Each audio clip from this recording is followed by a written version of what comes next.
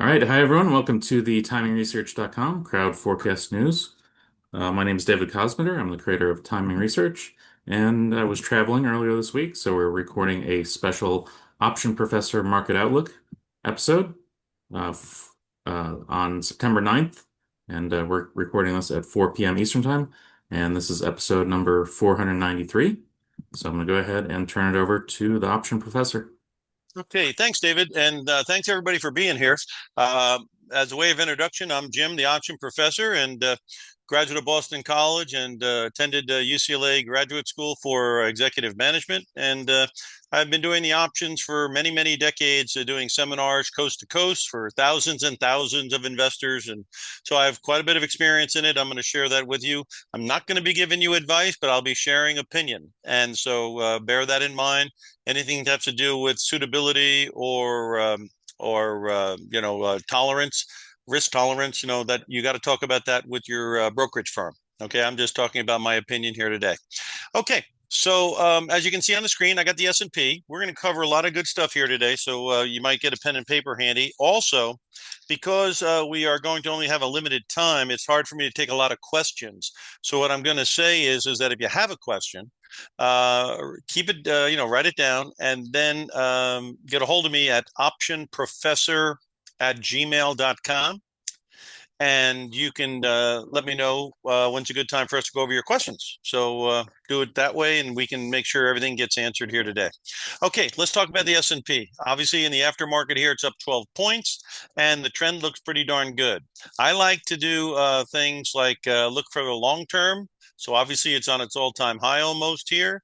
If you go to the 5-year graph, you can see that the relative strength over here was in the 67s and 68s and that kind of thing. And now up here, we're at the 64. So this is a neighborhood where the RSI had a little petering out on the 5-year and then had a pretty big reversion to the mean. Of course, that was caused by Trump and the tariffs, the crazy tariffs, 300% and all that.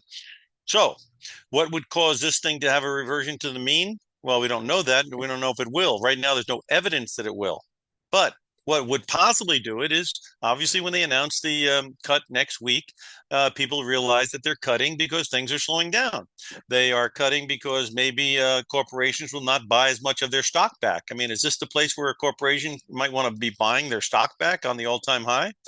And also retail investors might be getting tired of it. And so the dynamic could change if the macro view is brought in, because again, they just announced over 800,000 jobs never were created. So, although the unemployment rate is definitely full employment, so I'm a big believer in that, but it definitely is a situation where the revisions and the new openings, the new jobs creation are definitely, obviously slowing. But why wouldn't they? They got full employment. And of course, a lot of the people on the lower paying jobs, they're being hunted down by ICE. So, it's going to have a dynamic, the immigration thing, as well as full employment on these numbers. It's silly to think that we're going to get the same job expansion. Not to mention AI's whole goal is to eliminate jobs. So, I think it's a little foolish to be really crazy about the job creation numbers. Now, if that unemployment rate goes to above 5%, because anything under 5% is full employment. So if you got above 5%, then then you got a problem. And gambling and speculating that it's going there is not generally what the Fed does. But Besant and Trump and Lutnick, they are speculators. That's how they got into the businesses they were in. So they're into speculating, particularly with other people's money sometimes. And so that's why they've been pushing the Fed to start cutting rates like a madman. And Powell saying, listen, the inflation numbers are not in yet. And again, we have full employment. So what's the rush? But with all the wrangling, there's been some rush. So a lot of people think we're going to go taking off through the roof next week when they cut rates. It could be a surprise that it's buy the rumor, sell the fact. How would you know that's happening? Clearly, you start closing under 6,400. But even on the 1-year graph, if you started closing underneath these three numbers, and what are they? 6,480, 6,450, and 6,425. There's three numbers right there. Starts closing under those numbers, and this RSI, which is hovering right around 60, if it starts breaking under 50, then you can count on a major correction starting. I'll tell you the other thing right now is on the VIX. The VIX is the volatility index. Has been very helpful to me in the last few months. Why is that? Because once the VIX broke underneath the blue line, which is a trend line that I follow, it's been a downward trajectory ever since. So obviously, if the VIX is in a downward trajectory, then the market is probably in an upward one. And as we are under 20, you see, as it's under 20, there's not a buyer's boycott. You see, when you go up here, you got a buyer's boycott. And then when you come under 30 from 60, well, just about every time that's happened, you had a V-shaped bottom in stock. So this was your V-shaped bottom evidence, and this has been your keep the rally going evidence. Now, we had a couple of times where it popped up to purple, but look, it was only there for like a short time. I mean, this darn thing was up there almost for like one day in August, and then right back into the soup. And just recently on September 3rd, right after Labor Day, right? A little spike up and then right back into the soup. Now, these averages are converging. So something big is going to happen. It could be a drop in the VIX to some unheard of level, but it also could be another reversion to the mean back towards 20. So if we start seeing breaks of 64.80, 64.50, 64.25, and the VIX ever gets above 19 and 20, which is where it is up here, 19 to 21, well, then you got real problems and the correction will be significant. That's not the evidence now. So I'm not predicting it. I'm not in the predicting thing. I'm in the let's follow the trend thing. So that's what we're looking at right now. We're looking at a possibility of a big rally to the upside and the VIX goes down, or we could be a situation where it's buy the rumor and sell the fact. And if that's the case, September and October can be rough months. So you're going to be in shock if that happens. I'm not going to be in shock at all, but I'm not going to anticipate it because there's no evidence. You see, and on the 1 month graph here, you can see it's run into resistance. So again, that's why I try to tell you, if you get 16, 17, 18, something's changed. Something's changed. So then you got to change, in my view. Okay. All right. So what about QQQ? Let's go over this other stuff pretty quick here. Okay. On QQQ, it's pretty evident to me that this thing's got to hold 560. If it ever gets under 560, can you see where the trap door can lead you? It'll lead you at least to fill that gap, and that's at 530. So again, you know where the support is, and that looks like a market that would love to take off. So again, if you start breaking above 585 and 590, this thing could accelerate to the upside again. So again, we are at a very critical point. Next week, you're going to get the Fed cut. You're going to get triple witching, where all the September contracts will be expiring. They'll move over to December. Okay, that's a big deal. You also have inflation coming up the rest of this week, PPI and CPI. Are you trying to tell me that if the CPI looks anything like PPI did last week, a month when it was up 0.9%, which is annualizing out at more than 10% producer price inflation, if those numbers are repeated or are worse, that's not going to have effect on things? So be careful because you are in an area where, again, the RSIs are 67 over here and only 60 here. That's a little bit of a weakening, but there's no evidence of a drop. But you break under 570 and 560, you'll have evidence of a drop, and you can't just be catching flies when and if that occurs. So it's a play to the upside now, but it's a be careful of 570, 560. The other thing is SMH. SMH is the semiconductor, clearly in a tight range of 300, 280. So we start blowing out 300, I would imagine we're on a big run. And if we start blowing out 280, that means that drop that NVIDIA had might not be temporary. Let's go take a look at NVIDIA because some of these stocks are like 40% of the whole index. So there you go. There's NVIDIA. Not the greatest looking chart right now on the 1 year, but it is trying to turn back up. So again, this could be the low at 165. We'll see by obviously next week. On the 5 year graph, came back down to the red. That comes in at 171. So this thing closing above 171 would be helpful to get back on the bicycle. If it doesn't, going down to 150, it's not off the cards. That's where your highs are there, and that's where your green line is there. So keep an eye on that because that is a possibility if they want to have a full reversion down. Because again, there is not much holding it up now. So you got to be careful. Okay, so that gives you a little bit of review of the stock market and the VIX. And what about that 10-year note? Everybody thinks interest rates are definitely going down. And so let's see if that's true. Okay, so you see on the 1-year graph, it definitely, the yields have been breaking down, right? So that's definitely been going on. It also seems like it's trying to stabilize. Why would it stabilize? Look at the 5-year graph. All the averages are converging at 425 and 430, right? Right. Now let's look at my 20-year, which has saved me before. Do you remember when everyone thought last year, September, that rates were going to tank because the 10-year went from 5 to down to 360. But I knew that that blue line was right there, and I knew that might be the low of the yields, and that's exactly what happened. Then in April, when Trump was tanking the world, we had a pullback of the stock market to 4,800 S&P. And obviously that looked like a recession was coming. So there you go, down to 360, 388. Okay. But that didn't last. We got the same thing going on right now. We just went down to 404. The moving average comes in at 412. We closed at 407.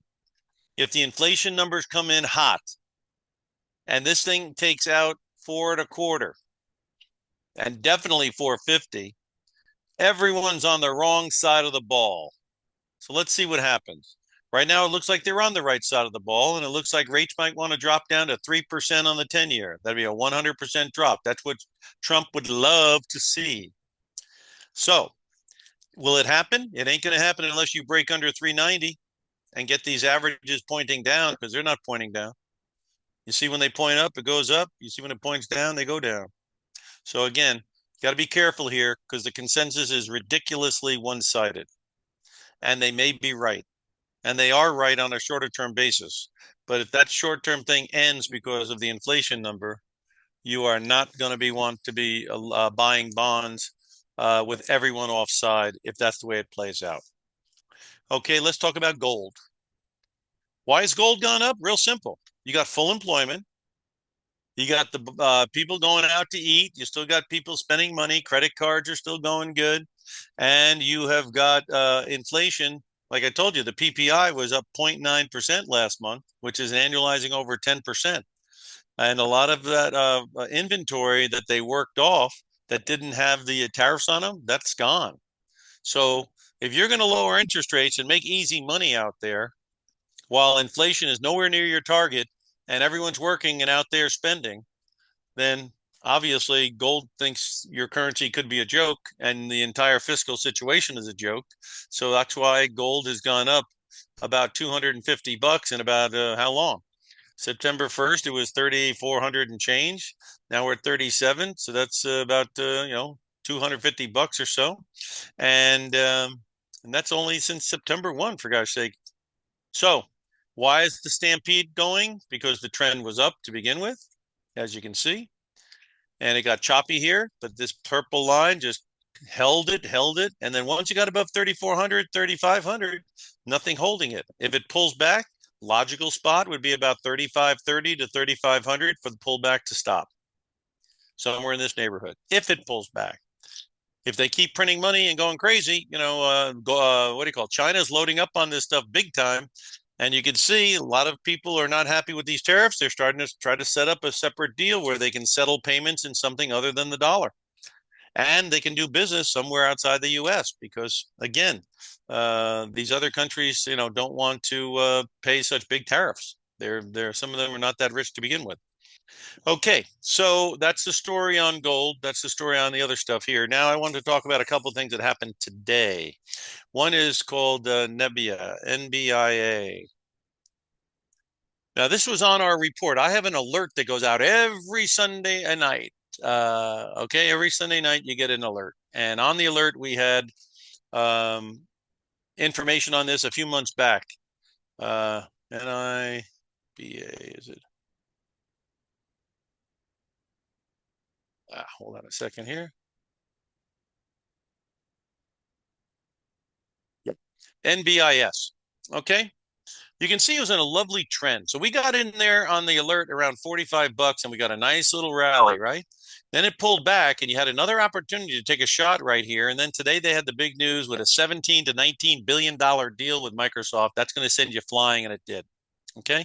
So I said to myself, is there any other stocks out there that people should be aware of that might uh, get some value out of this type of business because they have, products that might be considered similar? So one of them is called CoreWeave, which you have heard of, I'm sure, but that has a double bottom here and it is trying to break out. So keep an eye on that. If it starts trading above 110 and these averages start turning up, it could have a very bright future. Another one that just came out is Figma, and a lot of people think this highly of this company. It has very little history because it's new. It again, just like CoreWeave, they've lost half their value, and this one 70% of its value looks like. So again, it's a sold out kind of thing here, and there is a divergence down here, 27 against 35. So keep an eye on this one because although it's volatile and new, a lot of people think highly of it. Other ones are more familiar with you. XYZ, which is Block. Very important for Block to start trading above these numbers here. So if you start hearing it trading at 78 or 79 or 80, this thing could have a big spike up here because the RSI is coming off of 50. So keep an eye on this one. I think it looks pretty sharp if it gets moving. Datadog was in the doghouse for a while, no pun intended. We enjoyed it a couple of times. We enjoyed it down here on the run up, and then we enjoyed it down in this area here where it consolidated and a run up. And then, of course, it came back down, but now it looks like it's trying to go back on the upswing. So Datadog's another one to keep an eye on. If you think that industry of infrastructure and that type of thing, capacity and things like that is going to be ever growing, then maybe there's other players that could benefit. A couple of other ones real quick. TEAM, Atlassian. Looks like it might be going somewhere, so keep an eye on it. And then you've got Zscaler, the old cybersecurity company. And that came down and held the support, so that's trying to turn up. Keep an eye on it. And then a couple more real quick would be Baidu, which was already on our alerts a couple of weeks ago, just to get you an idea on, what we're looking for when we put things on the alert. They're consolidating. The options are not that expensive. You go out till, a month or two out, and hopefully you're going to get a bang to the upside, which is exactly what happened here. Okay, so that's one of the ones we've had on the alerts recently as well. Okay, so and then there's one penny stock, or not penny stock, but it is cheap. And I will show you that right now as well. Positron is the name of it. And you can see from the 5-year graph, well, you can see from the 1-year graph, it came down and tested gold. And every time it tested gold, it wasn't a bad time to take a shot. And then it is riding a nice little blue line here, came down to purple, couldn't take it out. So if this thing starts trading up and this RSI starts turning up, there could be value here. And at $1.63, you're certainly not going into the wallet very far to pick up any of this shares. So keep an eye on that one. And then one last one I forgot to tell you is DigitalOcean. They own a company called Paperspace. And again, they're in this kind of thing too. So I don't know what happened. Oops, something went wrong. Let's go back. And so DigitalOcean,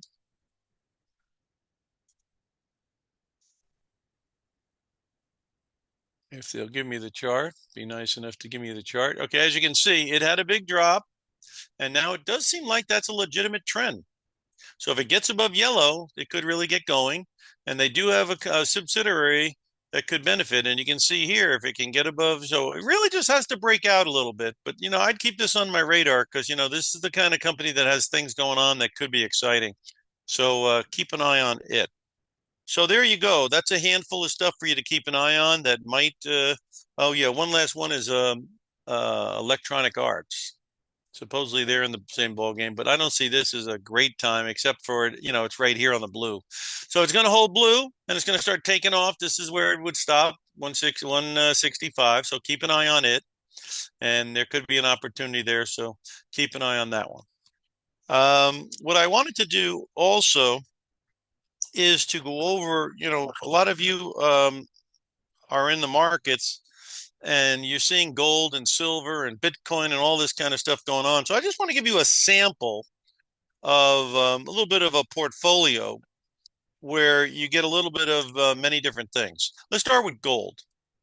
Now, gold, some gold shares, like I own many gold shares. Look at this one here. I mean, this is a tough time to start buying. You know what I mean? Because this thing's been going up since January 25 from $14 to $35, right? So I'm trying to find one that might have a little bit more of a future to it than just the ones like the ones that everybody or hopefully everybody heard about before they ran up, and like Kinross, same idea, right? So what else is out there that might work? Well, there's a company called SBSW. And if you look at the 5-year graph, you can see there's plenty of room above if it got moving. And a $10 call going out till January of 2026 goes for about $107. So it's not much money out of pocket, and it does put a position, at that price. I'm not recommending it. I'm just telling you these are ideas. Okay, so you get it. That's $10 till January 16th, and you're looking at total risk of 107 if you can get it at 107, because that's what it was trading at. And so that's limited risk. And then of course, if it gets every $100 above, every $1 above 10, it would be $100 to you. So it looks like if it got above there, maybe it could go someplace. And the RSI is coming out of a lower area, so maybe it could do it. Second one is on silver. And, there's plenty of silver stocks that we've talked about over the months and months. One of them is Pan America. But again, it's kind of hard to say, 14, it looks good, 20, it looks good, 25, it looks good. And why don't you start buying at 35? So it's a little bit high. So instead of that, I was looking at something called First Majestic. And as you can see here, it's obviously gone up, but it may have more to go if silver is going to go up to like, I don't know, $50 an ounce or whatever. So again, going out till January 16th of next year, 2026, the $10 call on this is also going for about 105. So those are relatively low premiums. And I always think about who's the seller. The guy who's selling it can't make more than the premium, and he's going to be at risk all the way till January 16th of next year. So I don't know what kind of great deal he's getting, but those are two right there that I thought were interesting to take a look at. Another one that would be in there in the crypto area would be Riot. And if you look at Riot, Riot has got resistance right here, right? So the key is, will it break through the resistance? Well, if crypto's going to go nuts on the upside, you would think maybe it could. So if in fact it's going to do that, would there be a possibility of a significant rally? If the answer is yes, you look at the January 16th of 2026, $17 call, so a little bit above where we are now, 17. And they were trading at about 157 bucks. So somebody is selling the option, hoping it stays above under 17 for that time. Most he'll ever make is the premium. And again, of course, he's the seller is got liability for as high as it wants to go if it starts to break out. So I thought that might be interesting as well. Another one in the crypto space is called Bitmine. Now that was more affected, Riot, I think, with the Bitcoin. This is more with the Ethereum. So an Ethereum is supposed to be the big backbone of stablecoin, and they have platforms and stuff like that. So guy like Tom Lee is the CEO. He's on CNBC a lot. Many people know who he is. He's a very large proponent of it. Obviously, he's in there, so he's going to probably talk his book a little bit there. But he did think there was some potential. And then, of course, some of the major investors include Founders Fund and Peter Thiel and that kind of thing. So are these people always right? No. Could they be right on this? It's possible. So I'm going to put up the stock here, and I'll give you an idea and see what you think. Because again, I have no idea exactly what the future holds on anything either. But this thing, after they started talking, went up here, came all the way back down to 30, back up to 70, back down here to 40. Okay. If you thought it might be able to go to 100 by January 15th of 2027, so you got the rest of this year, all of next year until January 15th of 2027. If you think it could get there or higher on expiration day, January 15th, 2027, the $65 calls buying vertical spread, selling the 105 calls, again, vertical call spread, comes to about $500. So your risk on it is $500. If it can go to um, the 105 level, because that's where your sell is, that spread can go to $40. The difference between $65 and 105 is $40 times 100 shares is 4,000. So the maximum potential in the vertical spread's 4 grand, and your maximum risk would be the $500. That doesn't sound like a terrible thing if this thing has half the future that some of these people think. It's going through some troubles right now because of people are debating the price of the stock versus the total amount of Ethereum owned. Same thing was happening at MicroStrategy. People are wondering why MicroStrategy is going down. It's running into the same problem where people are saying that the premium over the value of their crypto is not worth the premium. So right now, you can see right now, MicroStrategy, it's right where it better hold, right around 325. So if it holds here, this might be a place to take a shot. If it doesn't hold here, there could be quite a bit underneath where it could continue to go down to. So that's why getting back above 350 is imperative, and definitely holding 325 is imperative on that stock. But again, that gives you an Ethereum exposure, and that's going out till January of 2027. You got a Riot exposure, you got a silver and gold exposure, and now how about a couple of tech stocks that may have a future? One of them that I'm not talking about that you could keep an eye on is Qualcomm. Because if this thing can break above 165, 170, I think there's a lot of potential on the upside. So right now it hasn't been able to do that. But would I keep this on my radar? You bet I would. So keep an eye on this one for the future. Now, what about a couple of them that look like they may be able to go someplace? We already mentioned um, Lock. Again, these are vertical call spreads. If you're not sure how they work, you can obviously ask your broker. Or you could also, what do you call it? Email me at optionprofessor@gmail.com, and I can help you with your questions. Okay. But basically, what you're doing is you're going to buy one option and sell another. And there's going to be a differential in the premiums called the debit. And then there's going to be a difference between the two strike prices, which is called the spread. The spread is the maximum the spread could go to minus your debit, gives you the idea of what could be made if things work out where the spread goes to its full value. Okay, so what am I talking about here? The stock's at 75. We're going here out till November 21st, around Thanksgiving. And we're looking at an 85 call and a 95 call. So buy the 85, sell the 95 for $184. If it can be at 95 or better on November 21, that spread could go to 10 or $1,000 from 184. If it's under 85 and all the time runs out, you would lose on both sides, which is in this particular example, a debit of 184. Next one is DocuSign, DOCN.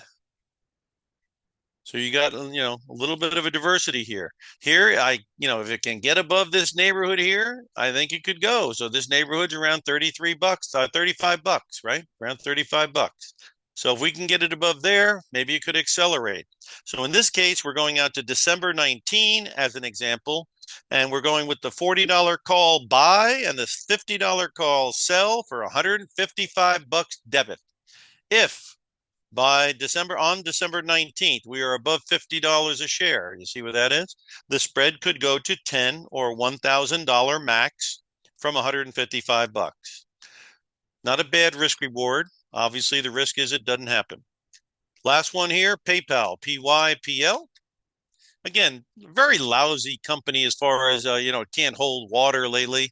Look at it on the 1 year graph. It bottomed out in April, went on a rally, came back down, went on a rally, came back down, and now it's basically range bound between Oh, let's call it 65 bucks, 66 bucks, and 70 bucks. So if it can break out of this range, it has some potential to fill this gap over here. And if that were to happen by December 19th, this wouldn't be a bad thing to be involved in. It's the December 75 call long, 85 call short for 170 bucks. If we can be at 85 bucks and fill that gap, the spread could go to 10 or $1,000, and your risk on the spread is the difference between the two strikes, which is 170. All right, guys, that is going to be it for today. I definitely went over a lot of information, and I hope you understand what I'm trying to do here is to try to help you learn more about options, learn the uses and the risk, become better traders so you can do it all on your own. And we do that by asking you to go to the link that'll be put up here and get started with your options alert service that comes in every Sunday night. Right off the bat, you're going to get an options course that you can take online, and it's 3 sessions, 6 hours of material. That'll educate you. Then you'll get the ideas. And then after that, you're going to get coaching where you can talk to me directly and we can go over your trading questions. And I can try to help you with my experience and knowledge the best I can to hopefully make you a better trader. So that's what we do here. And if you have any questions, again, email me at option, OPTION, professor, PROFESSOR, and .com.